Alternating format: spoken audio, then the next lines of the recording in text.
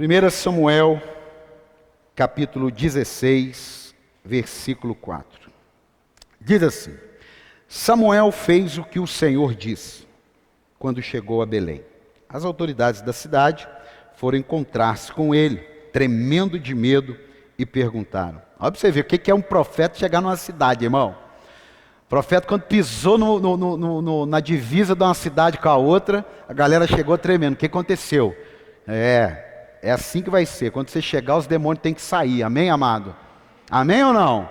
Hoje, quando você chegar na sua casa lá, se não tinha um ambiente legal, os demônios vão sair. Amanhã, quando você chegar no trabalho, só na escola que não vai poder, né? Mas quando você abrir lá o online, você vai ver que não tem maligno que suporte a sua presença. Quando chegou a Belém, as autoridades da cidade foram encontrar-se com ele, tremendo de medo, e perguntaram: Vens em paz?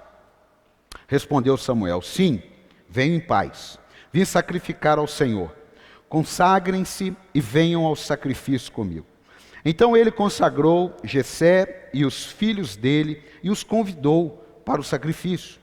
Quando chegaram, Samuel viu Eliabe e pensou: com certeza é este que o Senhor quer ungir. O Senhor, contudo, disse a Samuel: não considere sua aparência, nem sua altura, pois eu o rejeitei. O Senhor não vê como o homem vê a aparência, mas o Senhor vê o coração. Então Jessé chamou Abinadab e o levou a Samuel. Ele, porém, disse: o Senhor também não escolheu este. Em seguida, Jessé levou a Samuel, mas este disse: também não foi este que o Senhor escolheu. Jessé levou a Samuel 7 de seus filhos, mas Samuel lhe disse: o Senhor não escolheu nenhum destes. Então perguntou a Jessé: estes são todos os filhos que você tem?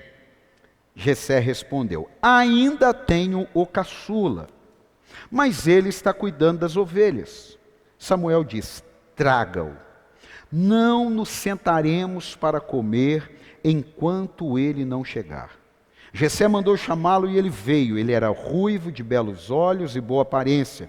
Então o Senhor disse a Samuel: é este? Levante-se e unja-o.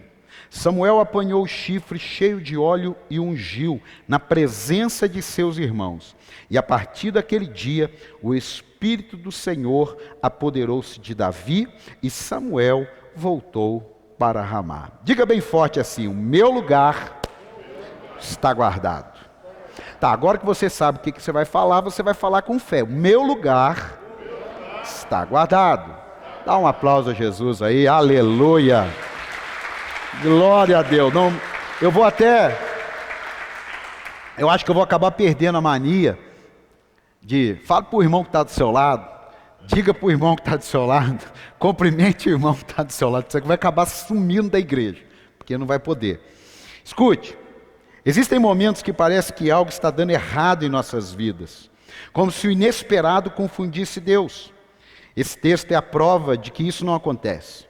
Muitas coisas para você e para mim acerca de Deus e seus planos podem não fazer sentido hoje, podem não ter feito sentido ontem, mas Deus não perdeu o controle do que está acontecendo. Você crê nisso ou não? Você crê ou não? Você acredita que Deus precisou esperar o anúncio da China, da OMS, sobre o coronavírus para ele ficar sabendo? Você crê nisso ou não? Eu não creio. Eu sabia de tudo. Você crê que Deus tem na mente dele a vacina para curar do coronavírus? Sim ou não? Claro. Você crê que Deus tem uma estratégia para de uma hora para outra, assim, em 3 meses, o país virar de cabeça para cima novamente? Você crê nisso ou não? Claro, não precisa nem 3 meses. Porque ele disse: haja luz e houve luz, haja separação e houve separação, haja o firmamento, haja o firmamento. Então o problema de Deus nunca foi circunstância. Digo, o problema de Deus nunca foi, nunca será circunstâncias. Esse texto também ele me inspira a confiar mais em Deus, porque é algo tão inusitado que aos meus olhos passaria em branco e aos olhos de Deus não passou. Se eu chegasse numa casa e o dono da casa me apresentasse todos os seus filhos, talvez eu não perguntasse. Mas se não tem mais ninguém, porque o que você espera? Você chegar lá na minha casa, na casa da minha esposa, ou na casa de qualquer outra pessoa que tem filho, e você falar assim, me traz todos os seus filhos. Preste atenção nisso. Me traz todos os seus filhos. Aí, vai lá. 7 filhos. Se for na nossa casa, a gente tem lá 8 filhos. Eu trouxe 7. Eu iria dizer, está faltando um que está trabalhando. Eu não iria trazer 7 e deixar ali como se tudo tivesse resolvido. Eu só faria isso se aquele filho não significasse alguma coisa. Eu só faria isso se aquele filho eu não o amasse. Eu não visse nada na vida dele. Às vezes, acontece isso em muitos lugares. As pessoas enobrecem algumas e esquecem-se de outras. Agora eu quero dizer para você, Deus não tem memória curta, Deus não erra de endereço e Deus não erra quem Ele chama. Você pode dar um aplauso a Jesus? Deus não erra. Deus não erra. As pessoas podem até achar que você não foi, mas Deus está olhando e fala assim, está tudo certo. Está tudo certo. Estou dando esse texto. Eu falei, o que isso aqui tem a ver com o meu lugar guardado? Porque o meu lugar não estava guardado. O seu lugar não estava guardado. O lugar de Davi não estava guardado. Estava guardado em Deus. Mas na vida ali, no dia a dia, estava guardado não. Aí eu comecei a escrever, e aí me veio essa frase. Seu lugar nunca irá impedir Deus de te achar. Diga, o meu lugar nunca irá impedir Deus de me achar. Deus já foi na caverna, só não entrou, e chamou um profeta que estava escondido. Deus já chamou um homem chamado Lázaro que estava morto. Deus já foi aonde estava um homem chamado Gideão, numa geografia completamente inusitada, e o achou lá. Deus vai lá no meio de um povo idólatra, no meio de uma família idólatra, e acha Abraão. Deus vai lá no meio de uma nação que ele iria destruir todo mundo, e ele encontra Noé. Já preguei aqui sobre Noé, e ele encontra Noé. Amado, quem sabe tem um negócio que limita você? Quem sabe tem um negócio que limita você? Ah, se eu tivesse nascido não sei aonde. Ah, se eu tivesse nascido na Nova Zelândia. Ah, se eu tivesse nascido na Europa. Ah, se eu tivesse nascido na família tal. Uma vez um pastor amigo, ele dando um testemunho da infância dele, ele falou que um dia ele estava sentado no quintal da casa dele, uma casa muito pobre, família muito simples, e ele viu que o menino do lado, também numa casa simples, tinha acabado de ganhar uma bicicleta velha, feia, uma bicicleta. Ele falou, puxa vida, se eu tivesse nascido nessa casa do lado, eu tinha uma bicicleta. Na casa do lado. Não, amado. Não. Talvez isso aí limita você. Se eu tivesse casado com fulano, não tivesse casado com Beltrano. Se eu tivesse estudado o curso tal, se eu tivesse estudado na faculdade tal. Se eu tivesse feito aquilo, com certeza Deus teria me encontrado, amado. Como nós vamos entrar nessa crise, como muitas pessoas que não conhecem a Deus, se a Bíblia diz que todos os dias das nossas vidas foram escritos? Pastor, mas por que eu tenho uns dias que eu não entendi? Porque até aquele dia você não tinha encontrado a Cristo. Tem coisas na minha vida que até eu encontrar com Jesus, eu também não sabia. E se tivesse encontrado antes, claro que eu teria tomado atitudes diferentes. Mas eu não encontrei. Agora, eu já entrei em crise, por que eu não encontrei Deus antes? Por que ninguém me levou a Cristo antes? Eu comecei o ministério, para muitos, já meio velho, com 35 anos de idade. Com 35 anos de idade, 100% dos pastores que eu conheço já tinha 10 anos de ministério. 100% dos pastores começaram no máximo com 25 anos de idade. No máximo. E eu falei, meu Deus, por que o Senhor não me encontrou antes?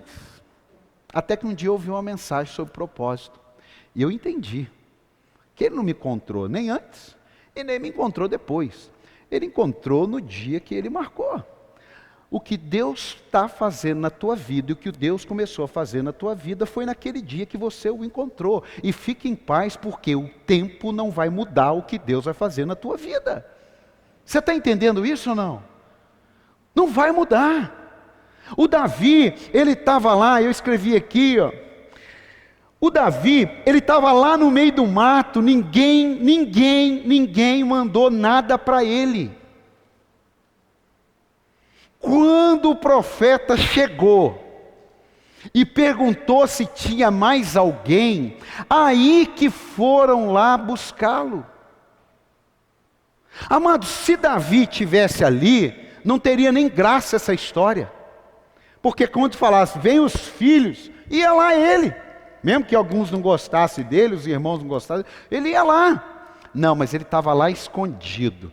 Mas mesmo lá escondido, mesmo o pai dele largando ele lá, mesmo os irmãos não falando nada, preste atenção, nenhum dos irmãos falou assim, ô pai, tem um Davi que está lá no meio do campo lá. Ninguém falou nada. Amado, abre a sua mão, abre. Quero libertar você de um trauma agora. Ninguém precisa falar nada na tua vida se Deus falou na sua vida. Você entende o que é isso? Você sabe o que você não precisar da palavra de um homem, de um ser humano, porque existe uma palavra do céu para você? Eu vejo às vezes muitas pessoas desesperadas, parece que não conhecem a Deus. Pastor, mas o senhor não está vendo aonde eu estou? Segunda coisa, a geografia nunca foi problema para Deus. Um Deus que tira água de pedra não sabe o que é problema de geografia, nem de localidade, e muito menos de padrão. Deus não precisa de padrão. Muitos de nós na igreja, às vezes estamos assim e falamos, poxa, a gente podia ter uma outra, né? Uma outra vida, né? Deus podia ter feito um negócio diferente. Talvez esse negócio diferente que você tem no seu coração é aquilo que Deus te chamou para fazer. Mas como não está no padrão, você entende que a sua geografia te limita. É igual aqui, ó. A minha geografia não me limita aqui. Nós estamos aqui na internet. Ontem eu fiz uma live 8h30 da noite, recebi uma mensagem lá de Portugal. O problema de Deus nunca foi geografia. Olha só para você ter uma ideia. Nunca se esqueça que você pode estar a 1 metro do problema e orar. E a sua oração não vai atingir o problema que está a 1 metro. A sua oração vai subir ao céu e lá vai vir a resposta e vai acertar o seu problema que está a 1 metro. Então eu quero dizer para você, não importa onde você esteja, você pode orar agora, vai para o céu e vai alcançar o lugar aonde você deseja estar. Você podia dar um aplauso a Jesus por isso, porque isso não tem a ver com geografia. Não importa, irmão, em qualquer lugar, por isso que aquele comandante falou, basta uma palavra sua, Jesus. O senhor não precisa ir na minha casa. O senhor não precisa estar num lugar para agir, porque o senhor é onipresente.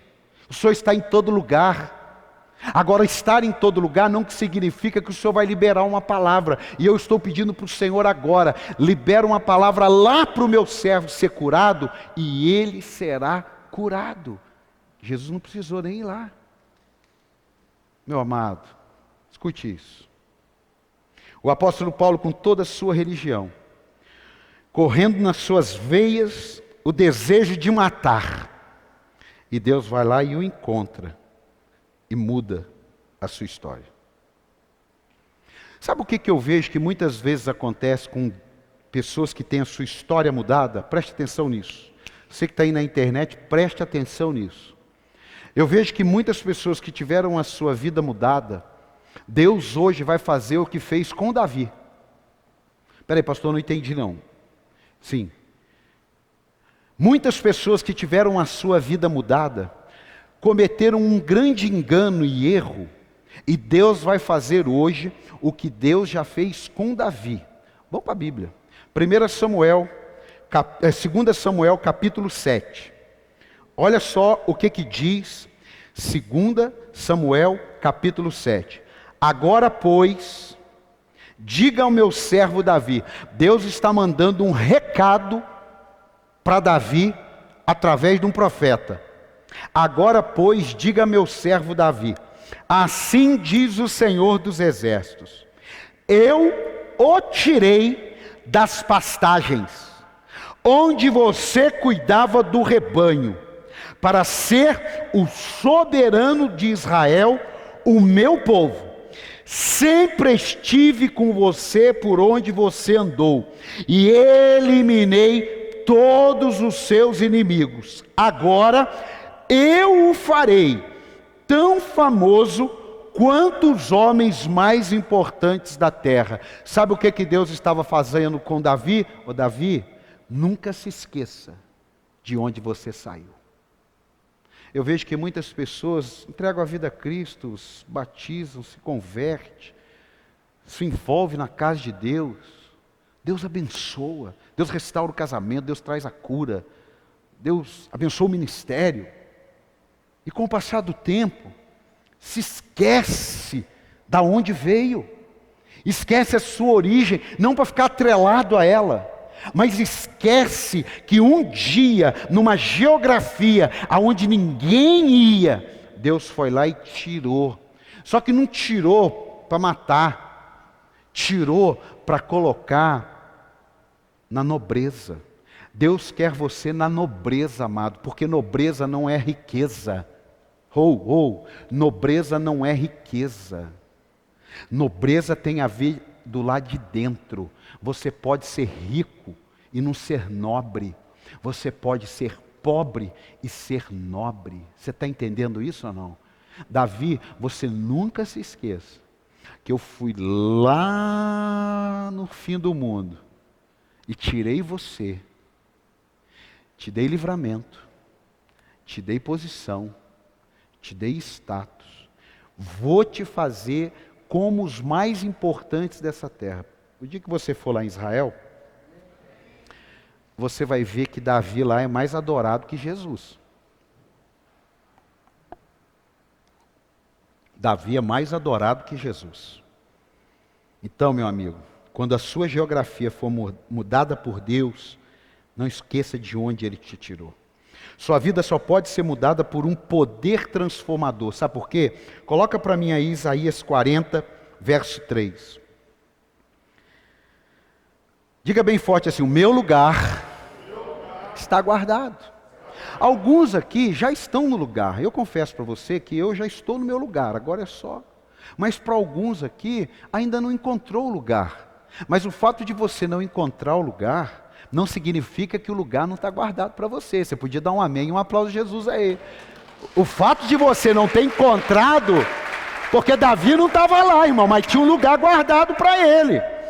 Isaías 40, verso 3 diz assim: uma voz clama, no deserto preparem o caminho para o Senhor, façam no deserto um caminho reto para o Senhor nosso Deus. Todos os vales serão levantados, todos os montes e colinas serão aplanados, os terrenos acidentados se tornarão planos, as escarpas serão niveladas, a glória do Senhor será revelada, e juntos todos a verão, pois é o Senhor quem fala. Abre a sua mão aí. Não interessa como hoje esteja o seu caminho. Há um Deus que vai aplainar, há um Deus que vai transformar, há um Deus que vai asfaltar, há um Deus que vai colocar um caminho onde não tem caminho, porque o seu lugar está reservado e você vai chegar no lugar que Deus tem reservado. Ah, eu creio nisso. Ah, eu creio. O diabo pode levantar, pessoa pode levantar, político pode levantar, o inferno pode levantar, porque ainda que eu passe pelo vale da sombra da morte, eu não temerei, porque Ele está comigo todos os dias da minha vida. Agora, isso é para quem crê. Tem alguém que crê aqui ou não? Porque desmaiado não crê, amigo. Não, desmaiado é. Eu sei, pastor, mas é que eu estou cansado. Amado, receba renovo. Receba renovo. Deus vai renovar o cansado. O problema é que o cansado quer ser renovado. E aí é que está. Eu li uma frase no livro: nunca ajude ninguém sem perguntar se ele quer ajuda. É meio frio, eu não vou entrar no detalhe, mas é verdade. Eu já tentei ajudar tanta gente que não quis ser ajudado. Pastor, como que você sabe que uma pessoa não quer ser ajudada? É quando você diz para ela, vira à esquerda, e ela vira à direita. Ela não quer ser ajudada. Estou te dando a dica. Você quer saber quando uma pessoa quer ser ajudada? Primeira coisa, vira à esquerda. Beleza. Segundo, vira à direita. Beleza. Você quer ver uma pessoa que não quer ser ajudada? Vira à esquerda. Aí vira para a direita. Aí você fala assim, vai reto. Aí vira para a esquerda. Ele não quer ser ajudado. Ele quer ser carregado. Ele não quer ser parte da solução, ele quer ser parte do problema. Amado, você tem duas posições para ocupar na vida: parte do problema ou parte da solução. Eu estou pregando aqui só para pessoas que são parte da solução, amém? Você pode dar um aplauso a Jesus aí ou não? Ó, se geografia fosse problema para Deus, uma multidão tinha passado fome assim que Jesus pregou. Os discípulos chegaram para Jesus e disseram assim, mestre, dá a bênção apostólica logo, libera a galera aí, porque a geografia aqui é complicado para comida. E tem muita gente, 5.000 homens, perto de 15.000 pessoas. Jesus falou assim, vocês estão enganados, amado. A geografia não determina o alimento. O que determina o alimento é se você me tem. Então, como você me tem, dá vocês de comer. Aí, eu acho que eu também estaria no grupo, eu falaria assim, pô, ele está pensando que a gente é o quê?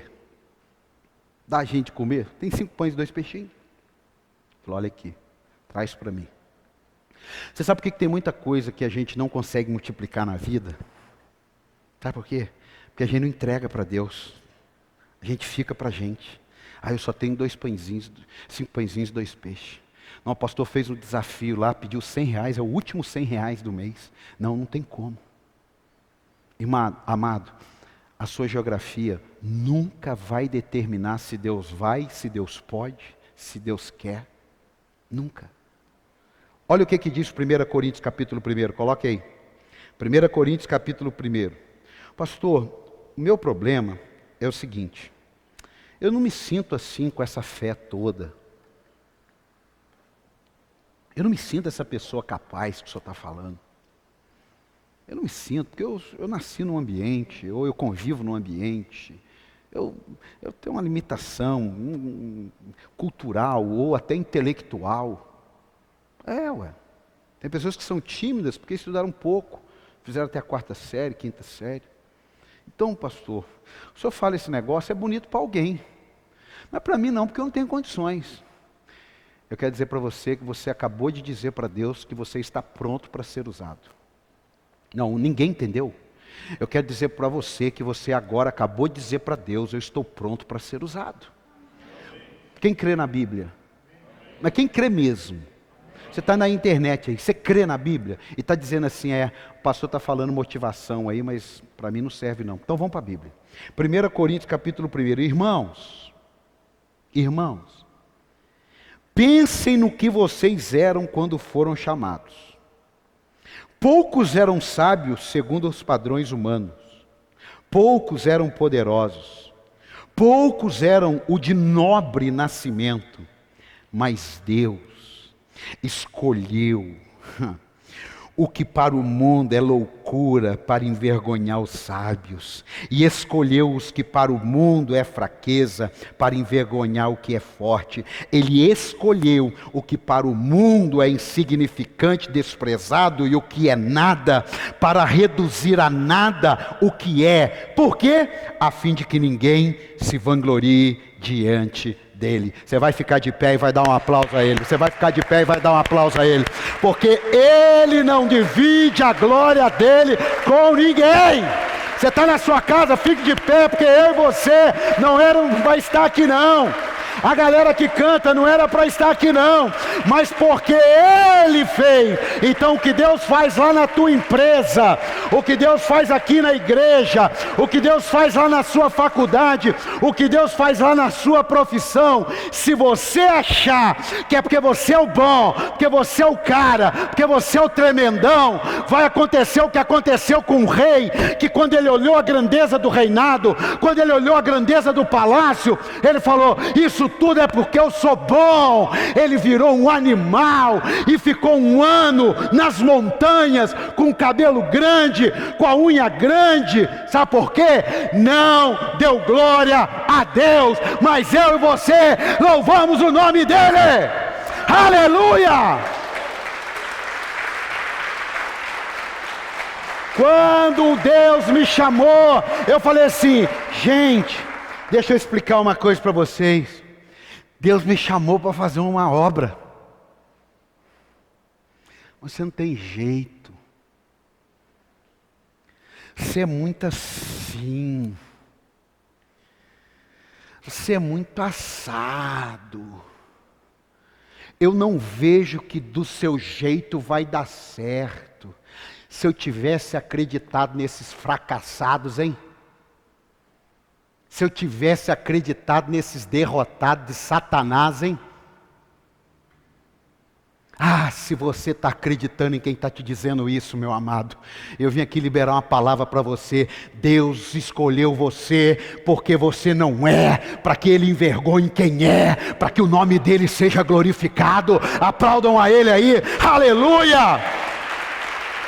Eu quero saber os que são, o que estão fazendo, porque os que não são, estão.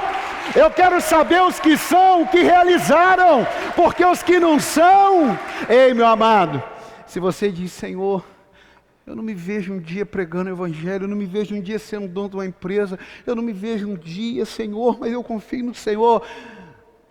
Parabéns, Deus pode te usar. Mas se você acha: não, eu sou porque eu sou bom mesmo, eu sou, Deus ignora, porque Deus abate o soberbo e Deus exalta os humildes. Dá mais um aplauso a Jesus aí. Pode sentar. Aleluia. Diga bem forte: o meu lugar está guardado. Vamos ser uma geração que cresce e para de abraçar a mala do pai quando chega de viagem. Eu já contei essa aqui, não? Não? Obrigado, Gabriel. O pai está viajando. O filho não vê a hora do pai chegar, porque toda vez que o pai chega tem um presente na mala.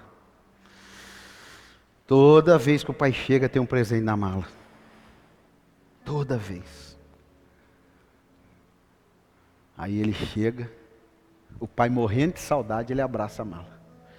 Tem gente que vem na igreja para Deus abençoar ele.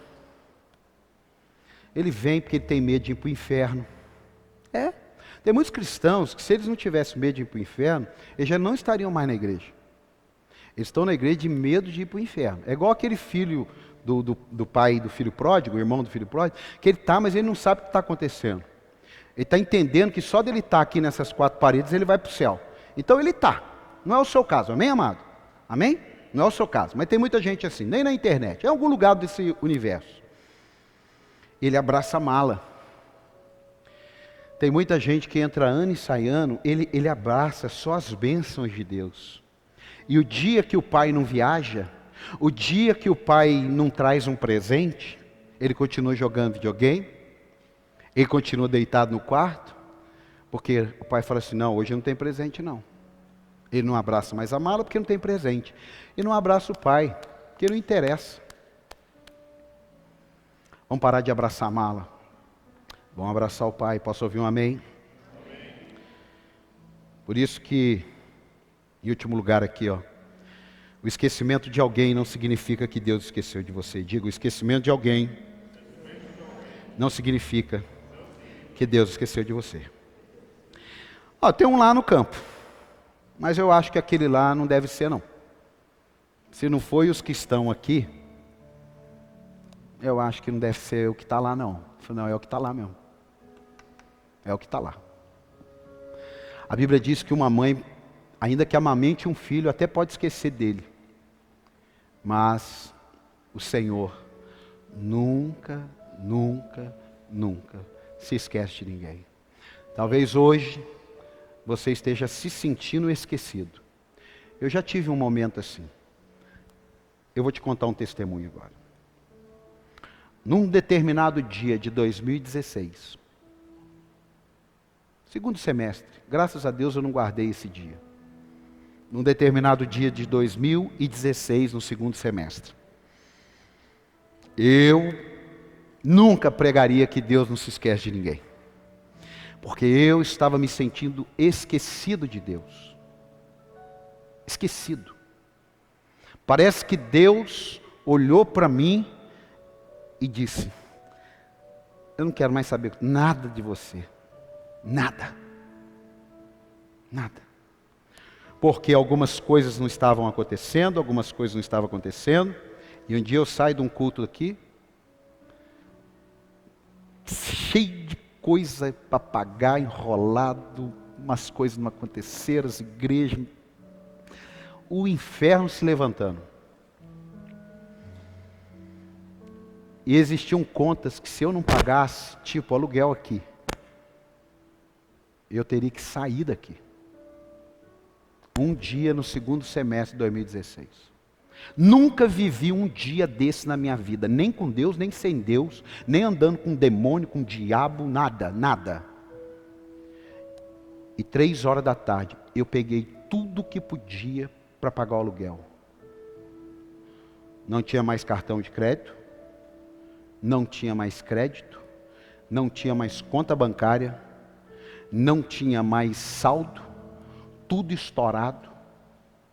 Cheguei em casa com R$ 5 na carteira. Nunca na minha vida, pregando o evangelho, não estava em pecado,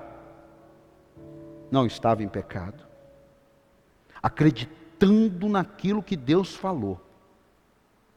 Eu cheguei em casa, 4 horas paguei o aluguel. Não tinha mais de onde tirar eu tinha com R$ 5. Eu estou dizendo isso um dia de 2016, no segundo semestre. Eu cheguei e minha mulher falou assim, ó, vai precisar ir no mercado comprar isso aqui. Eu falo diante do Pai, do Filho e do Espírito Santo. Eu falei, ó, eu tenho R$ 5. Nós só vamos poder ir no supermercado na quinta-feira de manhã, porque na quarta-feira à noite vai entrar uma oferta, vai entrar dízimo, e aí eu vou pegar o dinheiro e nós vamos no supermercado e seja o que Deus quiser daquele dia. Aquele dia, que graças a Deus eu não lembro o dia, eu olhei e falei, o Senhor se esqueceu. Porque eu nunca vivi isso na vida. Eu não tenho R$ 10. R$ 10. Escuta isso aí. R$ 10. Tinha igreja. Carro tinha refinanciado. E não tinha R$ 10. Eu falei, o Senhor se esqueceu de mim. Ele não me respondeu.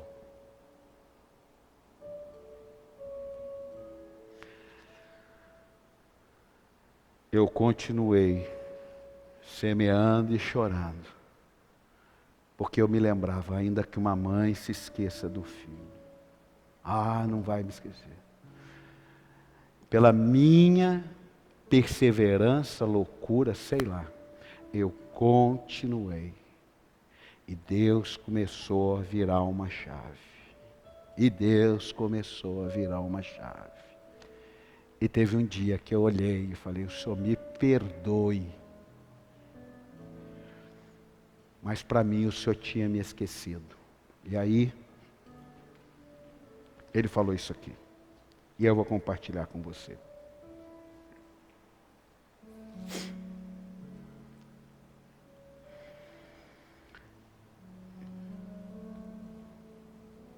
João capítulo 21, versículo 18 diz assim, Jesus falando, digo a verdade, quando você era mais jovem, vestia-se e ia para onde queria, estava falando para Pedro, mas quando for velho, estenderá a mão e outra pessoa o vestirá. Está falando, Pedro, vai chegar uma hora da tua vida, você vai depender de um monte de gente, e levará você para onde não deseja ir. Disse Jesus isso, para indicar o tipo de morte com a qual Pedro iria glorificar a Deus. E então lhe disse, siga-me.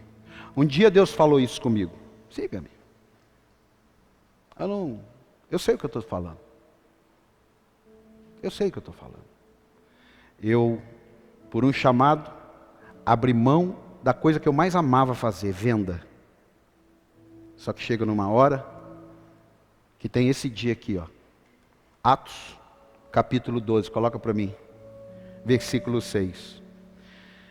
Eu perdi o medo de luta, irmão. Eu perdi o medo de coronavírus. Eu perdi o medo de pessoas me deixarem. Eu perdi o medo de pessoas morrerem. Eu perdi o medo de tudo. Sabe por quê? Por causa desse texto aqui agora que eu vou ler com você. Atos capítulo 12, versículo 6. Põe aí. Na noite anterior ao dia em que Herodes iria submetê-lo ao julgamento, Pedro estava dormindo. Pastor, eu não entendi. Porque Pedro recebeu uma palavra. Você vai ficar velhinho. E ele não estava velhinho. Então, meu amado, o que Deus falou que vai fazer na tua vida, não interessa o caos que esteja hoje, você não vai morrer sem a promessa de Deus se realizar. Receba essa palavra em nome de Jesus. Ele era velhinho? Não! Daquele dia em diante. Pastor, vai fechar a igreja? Problema de Deus. Pastor, vai sumir? Problema de Deus. Eu estou aqui. O João está aí, João Corrá. Eu vi, ele postou um negocinho, entre o serviço e adorar. Amado, primeiro eu adoro. Se der para fazer alguma coisa, eu faço. Se não der para fazer, eu não faço. Por quê? Porque Deus não me chamou para conquistar. Deus me chamou para adorá-lo. Porque eu procuro os verdadeiros adoradores que me adorem quando tem tudo, quando não tem nada. Quando tem cincão, eu não choro quando alguém fala, pastor, eu tenho 10 reais no bolso. Fala, você já teve um dia mais do que eu. Eu não choro quando você tem que vender uma casa, porque eu já vendi a minha. Eu não choro quando alguém fica sem carro, porque eu já fiquei. Eu não choro quando alguém é humilhado, porque eu já fui. Mas todas essas tribulações produziram em mim e continuam a produzindo em mim. Por quê? Porque Deus é um afinador. Ele vai lapidando você. E quando você achar que está pronto, você parte para a glória. Dá um aplauso, fique de pé.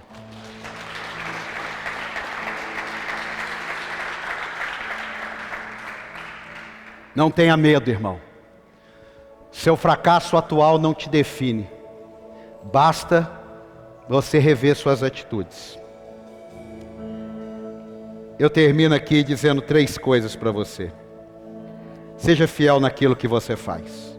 Enquanto todos estavam na festa, ele estava cuidando das ovelhas. Mas Deus foi lá. Cuidado com as paixões em sua vida. Sansão se apaixonou por aquilo que deveria combater e foi arruinado. Ou seja, a sua paixão pode te levar à vitória, como pode te levar à derrota. Depende do que você se apaixona. Seja fiel. O tempo revela os fiéis, assim como revela os infiéis. porque fidelidade não tem data de validade, é até o fim. Deus nunca exigiu que fôssemos fiéis. Deus nunca exigiu. Ser fiel significa apenas eu fazer o que eu me propus que vou fazer. Segundo, não se vingue. Quando Davi chegou lá, Davi cuidou dos irmãos que o perseguiram. Deus não vai te colocar numa vitória para você pisar em alguém. Guarde essa frase: o meu sucesso não atrapalha o teu sucesso. O meu fracasso não atrapalha o teu sucesso. Guarde isso. Guarde isso. Um cristão nunca precisa pisar em alguém para chegar em algum lugar. Porque Deus pode te tirar do calabouço e te colocar sentado no palácio do governo. Você não precisa nada.